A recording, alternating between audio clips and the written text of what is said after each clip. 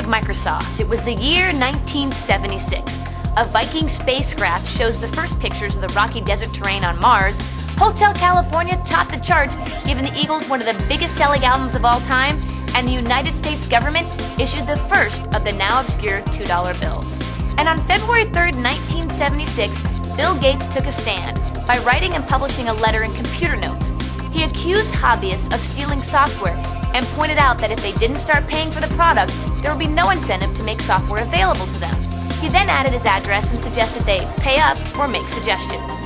This made Bill Gates the first of many programmers to bring the piracy of software and its effect on the industry to light. In a certain sense, if things hadn't worked out, I could always go back to school. I was officially on leave. I didn't have a family to feed or anything, but I was doing the payroll, writing the taxes, doing the contracts, figuring out how to price the software.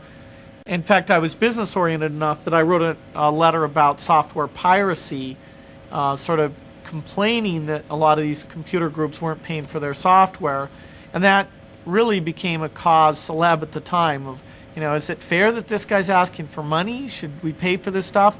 MITS was very controversial because some of the memory boards they had been shipping didn't work, and they'd been late with a lot of things, so some people felt like it was a way of getting back at MITS to take the basic. And we had the first computer convention.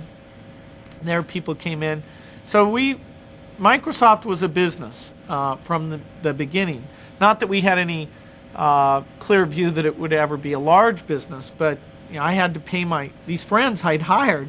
At a minimum, I had to make enough money to write their paycheck, and if I got enough confidence we could sell a lot more, then I'd be able to hire in even more people to get ahead, to be the leader in doing lots of products that could share code with each other and take the market. A few months later, on March 27th, Albuquerque, New Mexico hosted the first annual World Altair Computer Convention with an opening address from Bill Gates.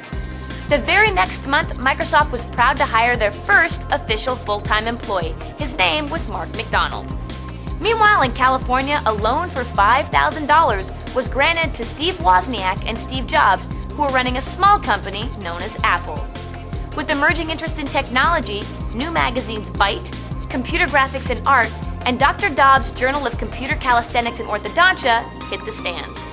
And Microsoft's first advertisement appeared in the July issue of Digital Design magazine. That summer, Shugart developed a small 5 1/4-inch floppy disk drive for microcomputers at a price of $390.